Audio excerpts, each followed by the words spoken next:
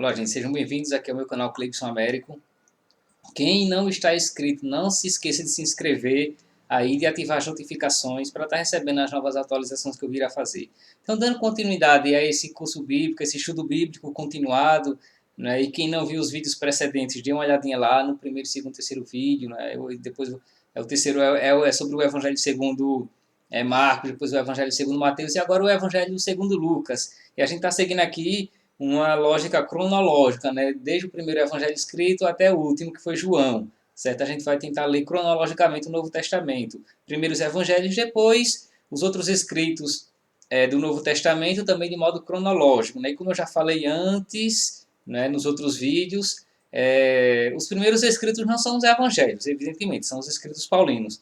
Mas aqui, como estamos lendo em bloco, então vamos ler os evangelhos de modo cronológico e depois os outros escritos também de modo cronológico, certo?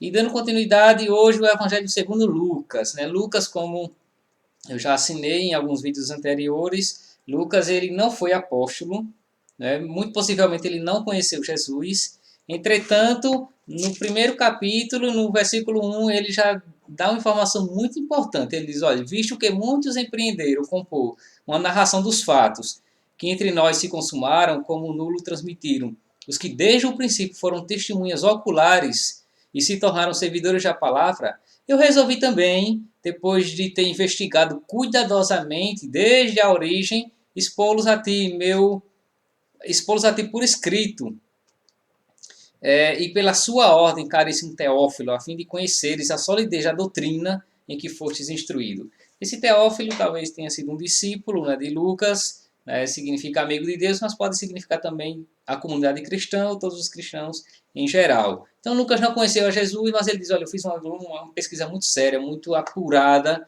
né, muito cuidadosa sobre aqueles fatos que aconteceram entre nós. E Lucas, como sabemos, ele foi discípulo de Paulo. Lucas foi companheiro de Paulo, ele acompanhou Paulo, escutou muito as pregações de Paulo.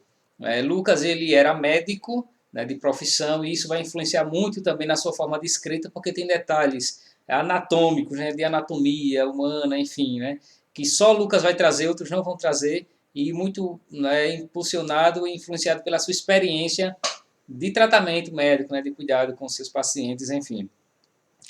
O Evangelho segundo Lucas, ele foi escrito também, não é, depois do ano 80, entre 80 e 90, assim como Mateus, é praticamente a mesma data, Lucas e Mateus. E assim como Mateus, Lucas também se inspira em Marcos. Marcos foi o primeiro evangelho escrito, depois Mateus e Lucas escrevem se inspirando em Marcos. Então Lucas tem a sua inspiração direta em Marcos, certo? Serviu de base para o seu evangelho. Lucas, por ter sido médico, ele vai trazer muito essa imagem do Cristo misericordioso, né, do Cristo bondoso, do Cristo que se compadece. Isso é uma especificidade de Lucas. Por isso também ele é considerado o evangelho da misericórdia, ou o evangelista da misericórdia, porque ele retrata muito essa faceta do Cristo misericordioso. Por exemplo, as parábolas da misericórdia, no capítulo 15 do Evangelho segundo Lucas, só Lucas traz. Né? Nenhum outro evangelista apresenta aquelas parábolas, né? A parábola do filho pródigo, né? A parábola da ovelha há um sim paralelo, mas a do filho pródigo, por exemplo, não há, é só Lucas que retrata, assim como a da dracma perdida, assim também como aquele episódio do samaritano, não é só Lucas, ele retrata esse episódio do bom samaritano, está no capítulo 10º, né, para retratar o Cristo misericordioso que se compadece dos pecadores. Isso é uma especificidade do Evangelho segundo Lucas. Esse Evangelho ele pode ser estruturado em 4 partes. Né? A infância de Jesus, ele explora muito a infância de Jesus, traz, né, os detalhes. Então, a infância de Jesus, depois a missão de Jesus que começa na Galileia,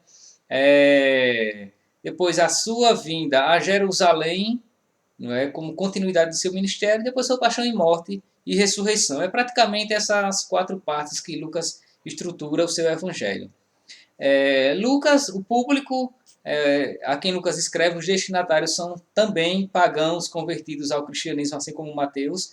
Ele escreve para pagãos, né, gentios cristãos, aqueles que vieram do paganismo, e por isso ele tem uma linguagem muito específica, né, uma terminologia muito específica, né, para público, certo?